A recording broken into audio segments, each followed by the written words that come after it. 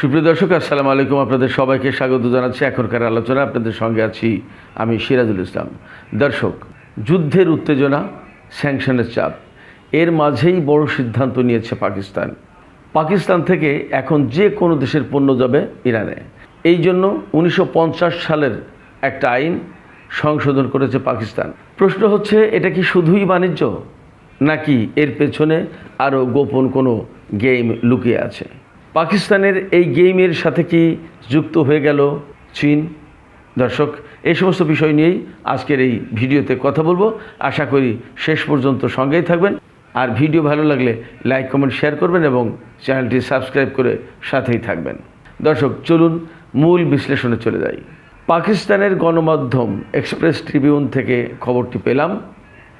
পাকিস্তান 1950 সালের একটি আইন সংশোধন করেছে। পাকিস্তানের বাণিজ্য মন্ত্রণালয় এই ব্যাপারে একটি নোটিশ জারি করেছে।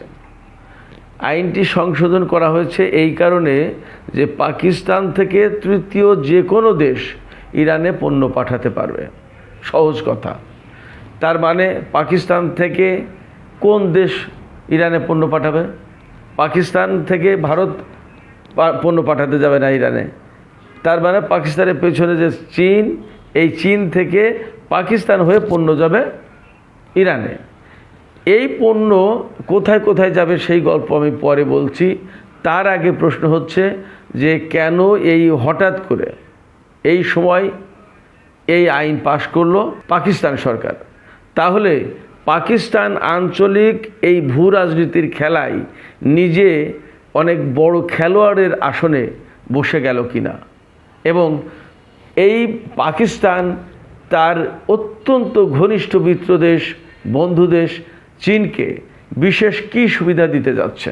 পাকিস্তান বড় আসনে বসে চীনকে বিশেষ কোনো সুবিধা দিয়ে এর আড়ালে আসলে ইরানের কতটা স্বার্থ রক্ষার ব্যবস্থা করলো পাকিস্তান? সে প্রশ্ন কিন্তু এখানে সবচেয়ে বড়, সবচেয়ে গুরুত্বপূর্ণ। আরও প্রশ্ন হচ্ছে, পাকিস্তান হয়ে ইরানের যে পণ্য যাবে সে কি শুধু ইরানেই থাকবে, নাকি আরও কোথাও যাবে, এবং কি কি পণ্য পরিবহন করা হবে? অনেক প্রশ্ন, অনেক। এবং আঞ্চলিক ভূ রাজনীতির খেলায় বলা হচ্ছে, বা আমার বিশ্লেষণে এই ঘটনা একটা গেম চেঞ্জার হিসেবে কাজ করবে। কেন? চলুন আরও আলোচনা করি। প্রথম কথা হচ্ছে, পাকিস্তানের গোয়াদার বন্দর, করাচি বন্দর এবং স্থলপথ, বেলুচিস্তান, সিস্তান বেলুচিস্তান, একেবারে আফগানিস্তানের কোনায় যে নৌকুন্দি যে সমস্ত এরিয়া আছে, সেই সমস্ত এরিয়া থেকেও, অর্থাৎ ইরান সীমান্তের সাথে পাকিস্তানের যে 900 কিলোমিটার এলাকা, এই 900 কিলোমিটার এলাকায় যে যে জায়গায় ইরানে ঢোকার রুট আছে, পয়েন্ট আছে, রাস্তা আছে, সেই সব জায়গা দিয়ে পাকিস্তান থেকে পণ্য পরিবহন করা যাবে, পণ্য পাঠানো যাবে।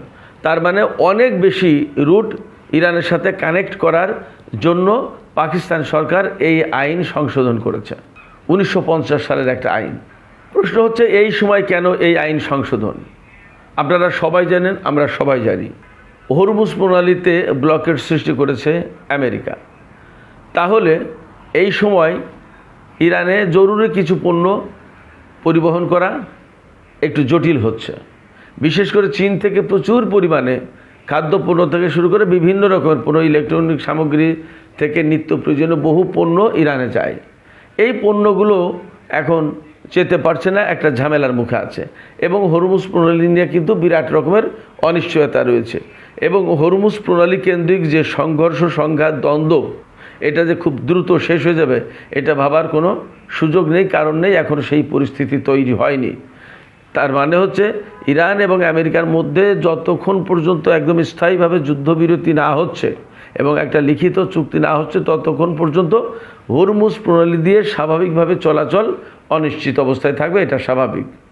এই অবস্থায় ইরানকে বাঁচিয়ে রাখতে হলে বা চীনের যে সমস্ত পণ্য আছে সেই সমস্ত পণ্য যদি মধ্য এশিয়া এবং ইরানে পাঠাতে হয়, তাহলে পাকিস্তানের রুট ব্যবহার করতে হবে চীনকে। সেক্ষেত্রে এখানে পাকিস্তান হয়ে যাচ্ছে চীনের হাব, বা পাকিস্তান রুট ব্যবহার করে ইরানে বা মধ্য এশিয়ায় যারা যারা যে সমস্ত দেশ পণ্য পাঠাতে চায় তাদের জন্য পাকিস্তান হবে একটা হাব। পাকিস্তানের সুবিধা কি? পাকিস্তান এখান থেকে পাবে ডলার পাবে, অর্থাৎ বৈদেশিক অর্থ পাবে, বৈদেশিক মুদ্রা অর্জন করতে পারবে, তার রুট ব্যবহার করবে, তার পোর্ট ব্যবহার করবে, ফলে সে এখান থেকে একটা ফি পাবে, ওই যে টোল বা ট্রানজিট ফি যাই বলেন এটা পাবে। তারপরে পাকিস্তান কিন্তু একটা ব্রিজ হিসেবে কাজ করলো চীন এবং ইরানের মধ্যে বা মধ্য এশিয়ার দেশগুলোর জন্য। সেই জায়গায় পাকিস্তান কিন্তু আঞ্চলিক ভূ রাজনীতিতে অত্যন্ত গুরুত্বপূর্ণ একটা খেলোয়াড় হিসেবে চিহ্নিত হয়ে গেল, নিজেকে আঞ্চলিক ভূ রাজনীতির কেন্দ্রবিন্দুতে নিয়ে চলে আসলো পাকিস্তান। আমরা গত কিছুদিন ধরে পাকিস্তানের পক্ষ থেকে ইরান এবং আমেরিকার মধ্যে মধ্যস্থতা করে যুদ্ধবিরতি প্লাস আদার চুক্তি করার জন্য যে প্রচেষ্টা এবং যে ধরনের তৎপরতা দেখেছি, সেগুলো ছিল কিন্তু পাকিস্তানকে এই মুহূর্তে বিশ্ব রাজনীতির আলোচনার কেন্দ্রবিন্দুতে নিয়ে আসার একটা পদক্ষেপ। সেই জায়গায় পাকিস্তান কিন্তু সফল। এখন ইরান এবং আমেরিকার মধ্যে চুক্তি হোক বা না হোক, যে তৎপরতা চালিয়েছে তাতে পাকিস্তান ভীষণভাবে লাভবান হয়েছে। বিশ্ব রাজনীতিতে, বিশ্ব কূটনীতির ক্ষেত্রে পাকিস্তান একটা গুরুত্বপূর্ণ পজিশনে চলে এসছে। তার ক্রেডিবিলিটি, তার উপর যে ডিপেন্ড করা যায়, এইরকম অনেক কিছু আস্থা ভরসা মানুষের ভেতর, বিভিন্ন দেশের ভিতরে তৈরি হয়েছে। এই পর্যায়ে পাকিস্তান হাব হয়ে চীনের মতো একটা বিশাল দেশের বিশাল অর্থনীতির পণ্য পরিবহনের ব্যবস্থা করে দিচ্ছে। এটা খুব গুরুত্বপূর্ণ একটা খেলোয়াড়ের কাজ করছে এবং এর ভেতর দিয়ে অনেক কিছু হবে। আমি সেই কথাগুলো পরে বলছি। এখানে মূল আলোচনা যেটা, চীন বা অন্য কোনো দেশ পাকিস্তানকে ব্যবহার করে কোন কোন দেশে কি কি পণ্য পাঠাবে সেইটা নিয়ে আমি যদি একটু আলোচনা করি তাহলে বলবো, চীন থেকে ইরানে প্রবেশ করবে পণ্যবাহী ট্রাক বা মূলত ট্রাক বা ট্যাঙ্কার, এইগুলো পাকিস্তান সীমান্ত পেরিয়ে মোটামুটিভাবে উত্তর দিকে রওনা দেবে। ইরানের উত্তর সীমান্ত পার হয়ে তুর্কমেনিস্তান, উজবেকিস্তান, এপাশে পূব দিকে তাজিকিস্তান এবং কিরগিজস্তান, এই সমস্ত জায়গায় চলে যেতে পারবে। আবার কাজাকিস্তানে যাবে, রাশিয়ায় যাবে। আবার এপাশে ইরান থেকে যদি তুরস্কের দিকে যাই, তাহলে ইরান থেকে তুরস্ক হয়ে ইউরোপের পথে গ্রিস, এই সমস্ত দেশে চলে যেতে পারবে। এপাশে ডান পাশে থাকবে ইরান থেকে উত্তর দিকে থাকবে আজারবাইজান, আর্মেনিয়া, জর্জিয়া, এই সমস্ত জায়গায় যেতে পারবে। আবার ইরান থেকে যদি কোনো পণ্য ইরাকে পাঠানোর দরকার হয় বা সিরিয়াতে, তাহলে ইরাক থেকে সোজা পশ্চিম দিকে, অর্থাৎ ইরানের পশ্চিম সীমান্তেই আপনার ইরাক, তার জাস্ট বাম পাশে দক্ষিণে কুয়েত এবং ইরাকের পশ্চিমে সিরিয়া, এই সমস্ত জায়গায় পণ্য চলে যাবে। এমনকি সৌদি আরবেও যেতে পারবে। তার মানে হরমুজ প্রণালীতে যে সংকটটা, এই সংকটকে যদি বাইপাস করতে চাই, এড়াতে চাই চীন বা অন্য কোনো দেশ, তাহলে পাকিস্তানকে এবং ইরানকে ব্যবহার করে তারা এই সমস্ত রুটে পণ্য পরিবহন করতে হবে। একদম সহজ হয়ে গেল। পাকিস্তান 1950 সালের এক্সপোর্ট ইম্পোর্ট কন্ট্রোল অ্যাক্ট, এটা অ্যামেন্ডমেন্ট করলো। এই অ্যামেন্ডমেন্টের মাধ্যমে, অর্থাৎ সংশোধনের মাধ্যমে এখন যে আইন করেছে তাতে পরিষ্কার করে বলা হয়েছে যে কোনো তৃতীয় দেশের পণ্য পাকিস্তান ভূখণ্ডকে ব্যবহার করে ইরানে প্রবেশ করতে পারবে। তার মানে এখানে মূলত মেইনলি টার্গেট হলো আপনার চীন।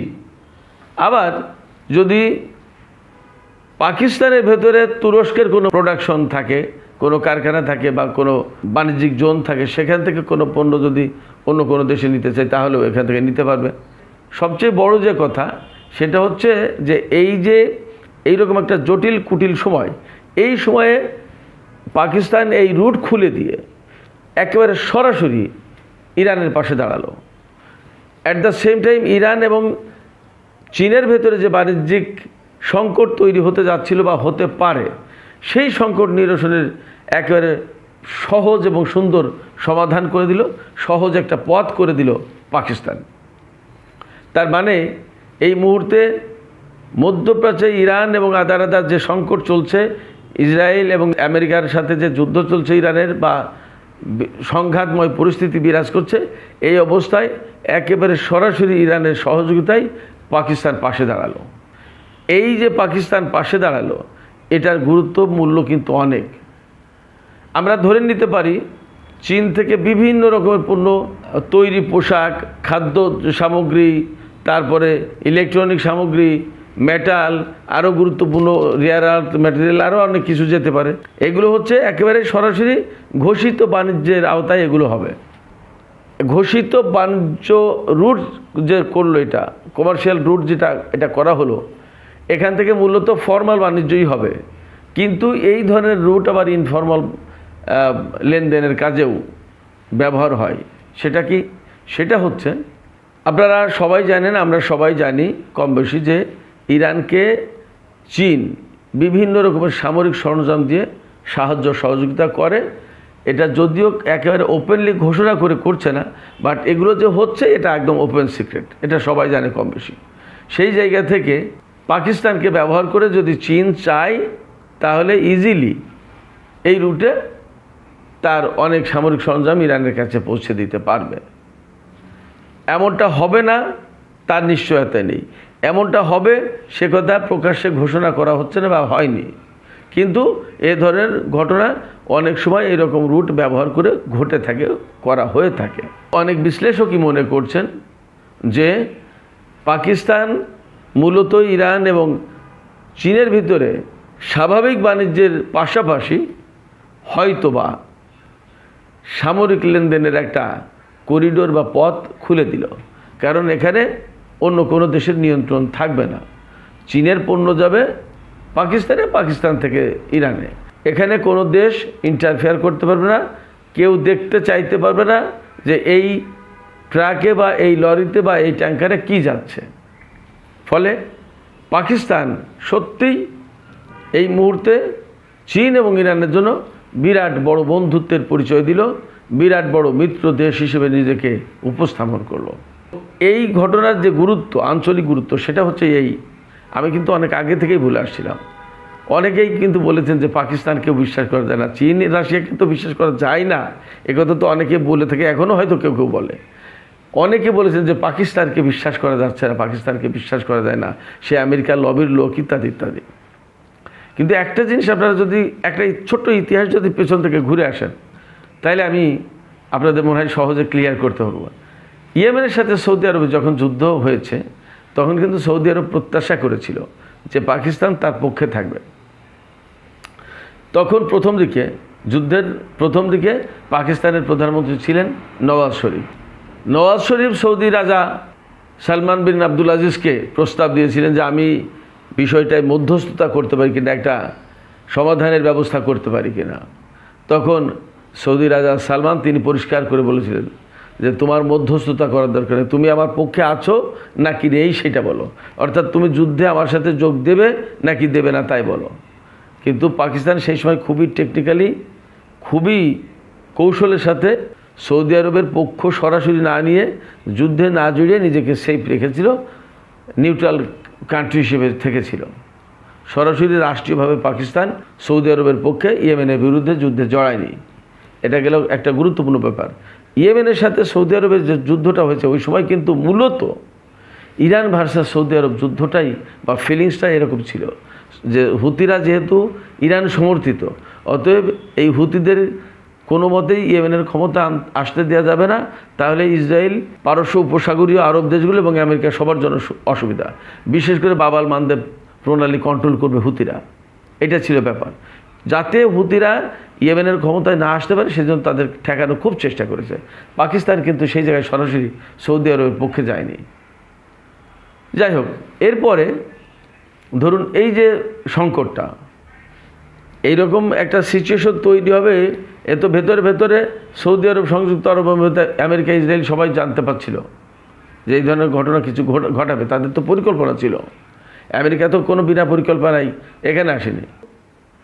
এইরকম একটা বড় রকমের সংঘাত, যুদ্ধের আশঙ্কার মুখে সৌদি আরব পাকিস্তানের সাথে প্রতিরক্ষা চুক্তি করেছে যে সৌদি আরব আক্রান্ত হলে পাকিস্তান যুদ্ধ করবে, আর পাকিস্তান আক্রান্ত হলে সৌদি আরব যুদ্ধ করবে। কিন্তু এই যে ইরানের সাথে আমেরিকা ইসরায়েলের যুদ্ধ, এবং ইরান সৌদি আরব, কুয়েত, কাতার, বাহরাইন, সংযুক্ত আরব আমিরাত, এই সমস্ত দেশের বিভিন্ন মার্কিন সামরিক ঘাঁটিতে হামলা চালানোর পরেও সৌদি আরবের পক্ষে কিন্তু পাকিস্তান ইরানের বিরুদ্ধে যুদ্ধ করেনি, বরং তারা টেকনিক্যালি এবং কূটনৈতিক উপায়ে এই বিষয়গুলো সমাধানের একটা চেষ্টা করেছে। এবং আমি আপনাদেরকে আরেকটা তথ্য জানাই, আগেই বলেছি, কয়েকদিন আগে কয়েকটা ভিডিওতে বলেছি যে আমেরিকায় ইরানের স্বার্থ দেখাশোনা করে কিন্তু মূলত পাকিস্তান।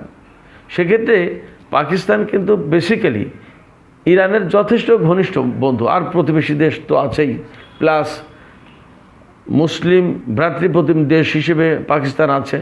এছাড়া পাকিস্তানে কিন্তু প্রচুর সংখ্যক শিয়া মুসলমান আছে, বলা হয় প্রায় 40%, 40% নাকি মানুষ শিয়া মুসলমান। তো সব কিছু মিলে পাকিস্তানের সাথে ইরানের একটা আলাদা রকমের সম্পর্ক আছে। আর এই মুহূর্তে চীনের সাথে ইরানের সম্পর্ক ভালো, আর চীনের সাথে পাকিস্তানের সবসময় ভালো সম্পর্ক। আমি বলি পাকিস্তানের সাথে চীনের যে সম্পর্ক, পাকিস্তানের সাথে আমেরিকার কিন্তু সেই সম্পর্ক না। আমেরিকার সাথে পাকিস্তানের সামরিক সম্পর্ক বা আলাদা সম্পর্ক আছে, কিন্তু পাকিস্তানের উপর চীনের প্রভাবটা বেশি। আর যেহেতু মধ্যপ্রাচ্য থেকে যাতে আমেরিকাকে সরিয়ে দেওয়া যায় বা আমেরিকার প্রভাব ক্ষুণ্ণ করা যায়, সেই জন্য ইরান, রাশিয়া, চীন সবাই চেষ্টা করছে। এই প্রচেষ্টায় পাকিস্তান যুক্ত হয়ে গেছে মোটামুটিভাবে, সেটা বলা যায়।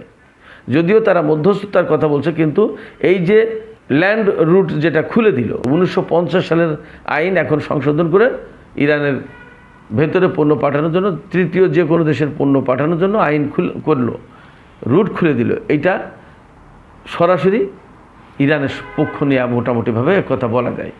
তো সেই জায়গা থেকে পাকিস্তান আঞ্চলিক ভূ রাজনীতিতে নিরপেক্ষ ভূমিকা রাখলেও এই মুহূর্তে যে কাজটা করলো সেটা ইরানের স্বার্থ দেখলো এবং ইরানের পক্ষে চলে গেল।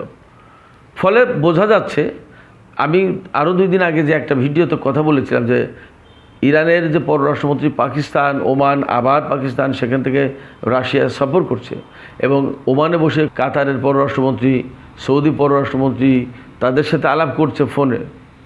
এগুলোর মানে আছে, এগুলোর মানেটা হচ্ছে ইরান মূলত একটা আঞ্চলিক জোট করার চেষ্টা করছে, যাতে নিজেরা মিলে একটা শক্তি গড়ে তুলতে পারে, একটা প্ল্যাটফর্ম গড়ে তুলতে পারে, একটা জোট গঠন করতে পারে। এই জোটের কারণে আমেরিকা মূলত এখানে কোনো গুরুত্বহীন হয়ে পড়বে, এখানে সে যুদ্ধ করতে পারবে না, সুবিধা করতে পারবে না। হরমুজ প্রণালী আঞ্চলিক এই দেশগুলো নিজেরা কন্ট্রোল করবে, প্লাস এই অঞ্চলে যত সুবিধা অসুবিধার সম্ভাবনা, বাণিজ্য থেকে শুরু করে সমস্ত সব কিছু নিজেদের মতো করে আগাবে।